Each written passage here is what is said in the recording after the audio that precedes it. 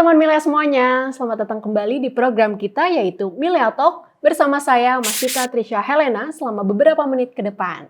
Dan tak terasa kita sudah memasuki ke episode 9 nih teman-teman semuanya, yang juga kita punya tema menarik yakni peran bimbingan konseling dalam pengembangan karakter anak. Nah, seperti yang diketahui bersama, bahwa bimbingan konseling atau BK ini merupakan suatu profesi yang sangat bermanfaat khususnya bagi pengembangan karakter anak. Dan kita sudah kedatangan narasumber hebat yakni Ibu Anggia Evitarini MPD selaku dosen dari Universitas Indraprasta ataupun Unindra. Dan sebelum kita memasuki dan juga membahas lebih lanjut, bagi teman Milea semuanya yang memiliki kisah inspiratif, bisa banget langsung DM ke Instagram kami @milealab dan nantinya yang menarik akan kami undang di episode selanjutnya. Baik, apa kabarnya Ibu Anggia? Alhamdulillah baik untuk hari ini. Mungkin boleh disapa dulu untuk teman Milea yang hadir hari ini, Ibu. Apa kabar teman Milea? Semoga sehat selalu dan selalu semangat ya. Amin.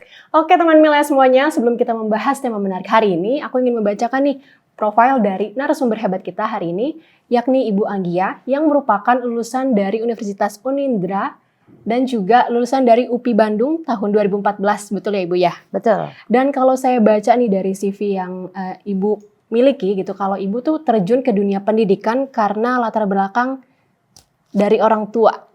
Betul sekali. Mungkin boleh dijelasin nih Bu. Oke, melanjutkan impian orang tua saya yaitu Ibu untuk berada di dunia pendidikan sebagai guru. Tadinya ingin menjadi guru, tapi ternyata ada kesempatan lain gitu ya.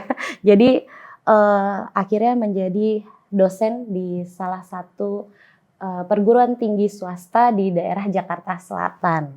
Ini ya, jadi inilah hasil dari kesempatannya sampai detik ini menjadi seorang dosen di salah satu universitas. Oke, luar biasa. Ternyata ada dorongan dari orang tua terutama sang ibu gitu ya. Betul sekali. Oke, baik. Kita memasuki ke inti tema hari ini nih Bu, yakni peran bimbingan konseling khususnya dalam pengembangan karakter anak.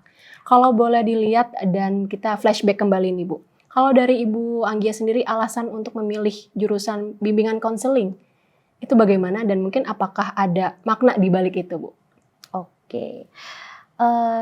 Ini juga punya kisah gitu. Dulu di SMP itu ada psikotes ya atau tes psikologi. Di situ ada hasil nilai. Jadi ternyata karakter saya itu lebih mengarah ke arah sosial. Nah, setelah itu karena di lingkup keluarga itu kebanyakan dari dunia pendidikan dan juga angkatan dan juga dunia kesehatan. Nah, jadi di saya tadinya awal memilihnya itu ingin menjadi perawat. Wah, nah, lumayan jauh jadi ya berbeloknya jauh ya. Iya. Nah, jadi dari perawat itu udah berusaha untuk jadi perawat. Begitu lulus SMA, terus mencari perguruan tinggi atau sekolah-sekolah perawat. Nah, karena saya termasuk adalah anak tunggal di keluarga saya, jadi orang tua itu punya kekhawatiran tinggi karena zaman saya itu untuk menjadi seorang perawat dia nggak bisa pulang ke rumah, jadi dia harus ada di mes, gitu kan. Jadi orang tua saya berpikir anak cuma satu, kalau kitanya ditinggal kasihan. Iya. Nah, gitu. Akhirnya itu udah mendaftar ke universitas manapun. Gitu. Setelah itu akhirnya orang tua bilang seperti ini, di seberang sana, dulu belum universitas, masih STKIP. Di seberang sana ada perguruan tinggi swasta yang mengarahkan ke pendidikan. Gimana kalau kamu ngambil ke sana aja gitu. Nah, selama berpikir itu pun, itu juga ada undangan surat beasiswa dari 2 negara, 3 provinsi. Wow. Nah itu, alhamdulillah. Kalau dibilang pintar nggak pintar, tapi itu adalah apa ya namanya? Rezeki ya. Iya. Gitu. Nah akhirnya memilih pertimbangan-pertimbangan. Kalau ditinggal juga orang tua saya sendirian nih yang perempuan, gitu kan. Akhirnya berpikir ya sudah. Setuju saya di perguruan tinggi tersebut, di STKIP tersebut. Akhirnya ya udah di sana, begitu memilih penjurusan karena berpikir pembekalan tadi tes IQ tadi itu, kan saya sosial ya. Oke, kalau gitu kita ngambil BK aja. Nah itu. Jadi asal muasal kenapa mengambil jurusan BK, begitulah ceritanya. Sebenarnya ini juga berasal dari hati pasti ya Bu ya? Pastinya, karena jiwanya sosial itu tadi. Oke, nah pas banget karena memang tema kita hari ini mengenai BK. Kalau bisa dikatakan nih Bu, kalau saya boleh cerita sedikit ya. Di sekolah saya dulu kalau misalnya dipanggil BK atau anak-anak seumuran saya dipanggil BK, itu pasti beranggapan, wah kena masalah nih gitu ya. Dan juga masih banyak lah stigma negatif gitu terhadap guru-guru BK. Yang mungkin dianggap sebagai polisi sekolah. Nah ini sebenarnya ada apa sih Bu di balik stigma negatif dari para siswa? Mungkin ada penyelewengan kah atau apa? Boleh diceritakan. Baik, pasti ya. Mungkin sampai ada beberapa sekolah sampai saat ini yang masih berpikir masuk ke ruangan BK itu menyeramkan. Betul. Gitu. Apalagi kalau udah dengar, hai kamu nak, dipanggil ya ke ruangan BK. Wah itu raut wajah itu udah langsung takut, berubah ya. Nggak ada yang senyum atau dengan ya sumringah lah gitu kan. Dan sebenarnya ini mungkin efek terdahulu ya, atau ada sekolah yang memiliki ciri khas guru BK itu memang harus galak, gitu. Kenapa? Karena untuk pendisiplinan katanya gitu. Tapi kan semakin kesini zaman anak itu nggak bisa diberikan bentuk kekerasan, gitu ya. Dan sebenarnya kalau untuk dibilang polisi sekolah, ya ini adalah efek terdahulu sih, gitu. Itu efek terdahulu. Tapi akhirnya mulai di angkatan saya tahun 2008, bisa dikatakan kami adalah para guru muda karena waktu itu pada usia 18 sampai 19 tahun kami udah berkecimpung di dunia pendidikan, gitu. Dan hebatnya lagi kami berada dalam lingkup BP, dulu bimbingan penyuluhan ya. Ya, dulu BP. Jadi belum ada BK. BK itu ajaran baru ke sini. Kurang lebih pada tahun 2010 atau 11. Itu baru ditetapkan adanya penyebutan BP itu diganti menjadi bimbingan BK dan konseling, gitu. Nah, angkatan saya termasuk angkatan termuda, alhamdulillah mulai sejak itu mulai ada perubahan. Tidak ada lagi yang menggunting rambut, menggunting baju gitu ya, memberikan tinta spidol di baju, lalu memperlakukan tindakan semi militer di lapangan, gitu ya, atau tindakan kekerasan bentuknya secara verbal di ruangan BK atau di ruangan guru, gitu ya. Jadi sudah mulai ada pembaruan dan alhamdulillahnya kami angkatan pertama itu selalu mensosialisasikan kepada adik-adik kelas yang nantinya mereka terjun ke dunia pendidikan. Dan alhamdulillah sampai saat ini sudah banyak guru-guru muda BK yang memperlakukan peserta didiknya lebih baik dibanding angkatan saya. Wah, gitu ya. Dan programnya sudah mulai banyak yang terbaru karena memang dari pemerintah pun juga diberikan arahan untuk pembentukan program-program yang terbaru. Jadi sudah tidak ada lagi yang namanya untuk diarahkan dari awal karena memang sekarang sudah program BK-nya secara mandiri. Jadi kita tinggal melakukan pengembangan dan juga keyakinan. Berarti gitu. Alhamdulillah sekarang sudah mulai menghilang ya Bu? Sudah mulai negatif. Menghilang. Sudah cantik dan baik hati sekarang. Nah, berarti kalau bisa dikatakan ya semakin kesini makin banyak yang aware juga ya terhadap BK khususnya di sekolah. Betul. Nah, sebenarnya kalau boleh tahu nih Bu, tujuan dengan adanya BK di sekolah tuh bagaimana sih Bu untuk para siswa atau peserta didiknya? Tujuan BK di sekolah itu sebenarnya sangat penting ya. Karena apa? Kita tahu pendidikan utama itu adalah keluarga, tapi tidak semua keluarga itu bisa memberikan informasi mengenai dunia apa yang dibutuhkan oleh peserta didik. Jadi kami selaku orang tua kedua di sekolah itu memberikan penambahan dan juga pengembangan bagi peserta didik. Ya, terutama tujuannya dalam dunia kebekaan itu adalah memberikan pengenalan diri peserta didik. Pengenalan dirinya itu bentuknya berupa pemahaman, berupa hambatan, berupa kekurangan ataupun kelebihan bagi si peserta didik itu. Selain itu, tujuannya juga memberikan bantuan. Memberikan bantuan kepada peserta didik yang mengalami permasalahan. Gitu. Terus tujuan berikutnya yaitu memberikan perencanaan atau mengarahkan perencanaan karir. Ya, kenapa penting? Karena kalau kita lihat sekarang SMP saja mereka sudah bisa belajar berwira swasta. Jadi nggak menutup kemungkinan entrepreneur itu kita berikan di SMP, mulai SMP. Bahkan SD pun juga sudah mulai ada programnya ya. Keren.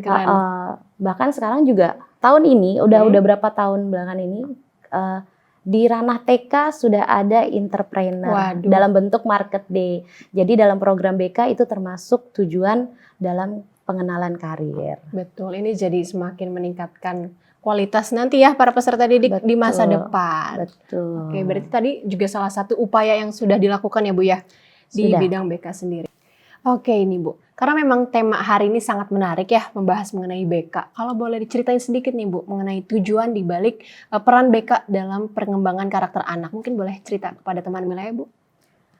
Tujuan peran BK berarti berhubungan dengan tugas dan tanggung jawab seorang guru BK. Betul. Oke, baik. Guru BK itu tidak jalan sendiri ya, atau tidak aktif sendiri. Jadi guru BK itu harus bisa bekerja sama secara profesional juga bersama dengan pihak instansi di sekolah, baik kepala sekolah, wakil, guru bidang studi, dan juga instansi sekolah lainnya, bagian administrasi tentunya. Nah, jadi kalau untuk ke arah karakter gitu ya, kalau untuk ke arah karakter ya ini ada beberapa tugas dan peranan yang berbeda. Kenapa? Karena tadi saya katakan bahwa guru BK itu kan tidak sendiri berjalannya, dia harus ada bentuk kerjasama dengan guru bidang studi. Itu yang paling utama. Kenapa? Karena BK di sekolah ini sudah mulai jarang yang masuk ke kelas. Nah, jadi otomatis kita nggak bisa dong kenal peserta didik kita secara individual ataupun secara kelompok gitu ya. Nah, jadi kita berbagi tugas nih karena ada bentuk kerjasama antara guru BK dengan guru bidang studi atau yang bisa kita sebut juga dengan walasnya lah gitu ya. Wali kelas. Wali kelas itu pasti terkenal itu wali kelas. Nah, jadi untuk kondisi seperti ini ada pembagian tugas. Nah, jadi kalau untuk walas atau guru bidang studinya kita berbagi tugas untuk kondisi belajarnya. Nah, jadi kalau ketika dalam kasus belajarnya mengalami permasalahan ataupun kesulitan dan itu tidak bisa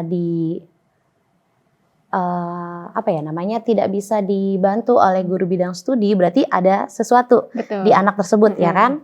Nah, maka bisa dialih tangankan ke guru BK. Nah, guru BK lah ini yang nantinya akan mengulik lebih dalam. Nah, bahasa kita itu namanya studi kasus. Nah, di situ ada proses konseling individual di situ. Nah, disitulah baru kita bantu untuk anak ini menemukan permasalahannya, lalu nanti membantu dia untuk mengembangkan kehidupannya dan membantu meyakinkan pilihan apa yang nantinya dia pilih untuk jalan ke arah depan yang lebih baik. Nah, termasuk ke dalamnya adalah pembentukan karakternya itu. Nah, biasanya kalau kita temukan peserta didik yang misalnya mengalami permasalahan, pasti berhubungan tentang pembiasaan. Gitu. Kenapa? Karena karakter itu salah satu pembentukannya berasal dari pembiasaan.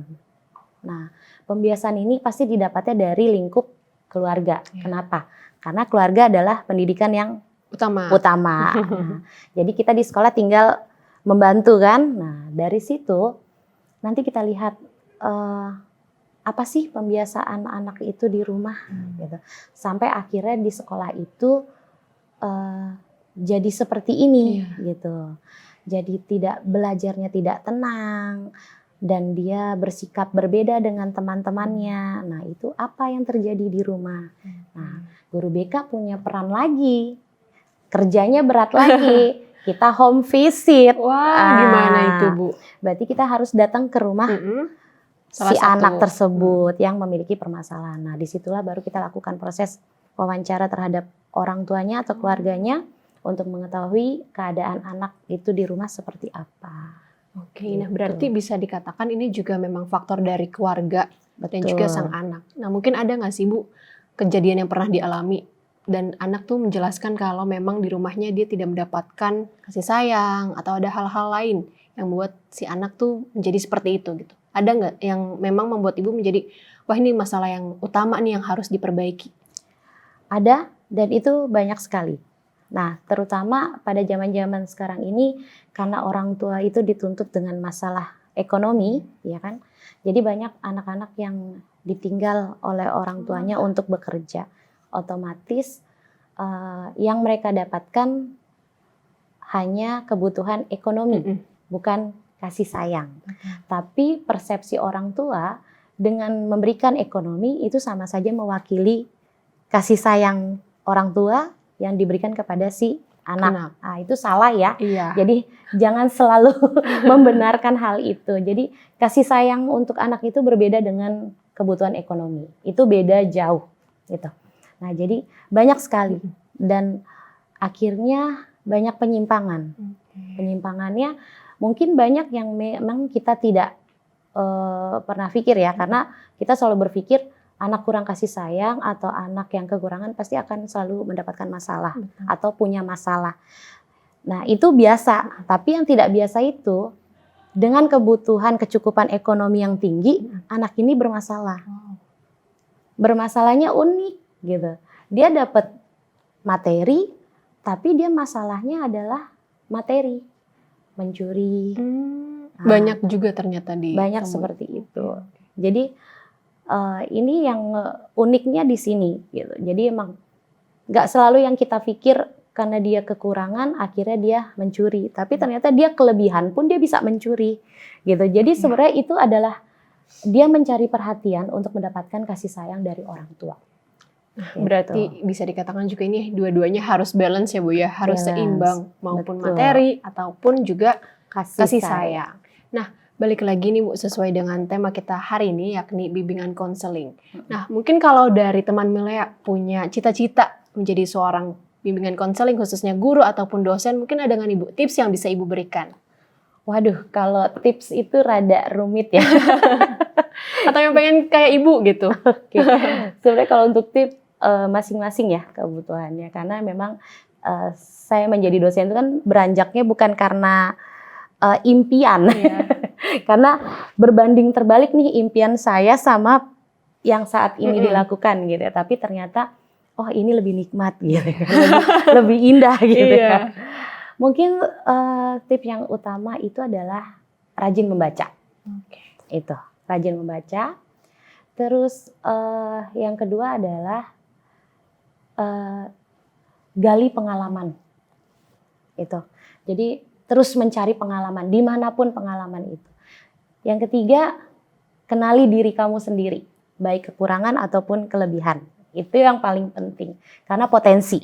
Nah, yang ketiga, nikmati, jalani, sabar, penuh senyum, ikhlas. Wah, itu ya teman-teman semuanya. Jadi tips dari Ibu Anggia. Nah, kembali lagi nih Bu, berarti kalau memang mau terjun ke dunia BK harus siap nih. Banyak yang beranggapan kalau wah kita siap-siap dibaca nih sama orang yang paham gitu ya. Nah ini gimana nih Bu, pandangan Ibu terhadap hal-hal yang seperti itu? Baik, ini sering sekali saya tanyakan kepada rekan-rekan mahasiswa di kampus. Alasan Anda masuk BK itu apa gitu ya? Oh ternyata jawabannya cukup luar biasa. Apa aja itu Bu? Karena bukan karena mengetahui apa itu BK gitu, bukan. Tapi ternyata itu adalah limpahan gitu ya. Limpahan karena dipilihkan orang tua. Nah, karena ikutan teman masih loh, itu masih berlaku sampai sekarang. Itu masih. Terus karena orang tuanya nyuruhnya ini Bu gitu. Karena tante saya nah banyak sekali. Kenapa itu tantenya? banyak sekali. Tapi akhirnya saya berikan penjelasan bahwa dalam dunia kebekaan itu kita itu nggak ada yang namanya seperti paranormal. Wow. Membaca wajah, membaca garis tangan, membaca gerak-gerik gitu ya. Itu nggak ada sekali di dunia kami gitu. Jadi kami belajar bagaimana caranya untuk bisa menerima dan membantu klien sampai mencapai tujuannya berhasil. Itu yang paling penting untuk dunia BK. Dan pastinya untuk BK kita diajarkan untuk bisa ramah, menerima diri klien, dan juga membantu klien dan kondisi klien apapun itu. Jadi dalam dunia BK itu nggak bisa milih klien, harus terima apa adanya. Jadi nggak ada tuh di dunia BK itu baca garis tangan, nggak ada ya. Tapi itu bisa dilakukan, kalau kita mengikuti pelatihan atau belajar. Jadi di dunia BK itu namanya keterampilan di luar kebekaan.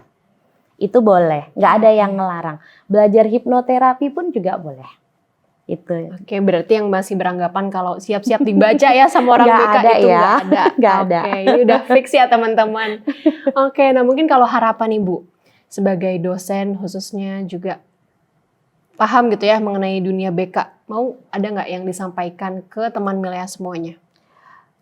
Harapannya teman-teman BK di sana yang ada di luar sana tetap menjalin dan menjalankan, melaksanakan, berbuat kebaikan, dan pastinya mari kita sama-sama berjuang untuk membantu peserta didik kita yang mengalami masalah dan menuntaskannya sampai akhirnya dia bisa memilih masa depannya dengan baik. Itu aja. Oke, luar biasa. Nah, sebelum kita tutup, mungkin ada yang ingin Ibu sampaikan, baik closing statement gitu, khususnya dalam peran BK untuk mendukung perkembangan karakter anak. Peran BK ya? Paling enggak untuk peran BK sendiri lebih pada kondisi pribadi BK itu sendiri ya, karena untuk menjadi seorang guru BK itu nggak mudah, karena kita berperang antara profesi dan perasaan. Wah, itu ya. Apa Ibu? Wah, kalau diserahin panjang ya. Jadi paling harapannya sih untuk bukan harapan ya. Jadi ya mungkin bisa dibilang pesan untuk yang selalu diingat ya, harus selalu berpikir positif terhadap klien, apapun kliennya itu, apapun bentuknya, apapun perilakunya, tetap kita harus selalu berpikir bahwa klien itu baik. Itu yang perlu. Lalu yang kedua, membantu klien itu dalam kondisi apapun. Yang ketiga itu ya harus ramah, baik gitu ya. Dan pastinya tidak boleh mendiskriminasi klien kita. Itu aja. Oke, luar biasa. Tepuk tangan dulu yuk teman Milea semuanya. Oke, nah tak terasa kita sudah berada di penghujung acara. Dan untuk teman-teman semuanya yang punya kisah inspiratif dan juga menarik, bisa banget langsung DM ke Instagram kami @milealab, dan nantinya yang beruntung dan juga inspiratif bisa langsung kita undang ke episode selanjutnya. Nah, Ibu, sebelum kita tutup, di Milea Talk ini ada slogan atau tagline. Jadi nanti kalau saya sebut Milea Talk, kita bisa bareng-bareng menyebutnya upgrade bahagiamu. Upgrade bahagiamu. Iya, sudah siap Ibu Anggia? Oke. Milea Talk, upgrade bahagiamu.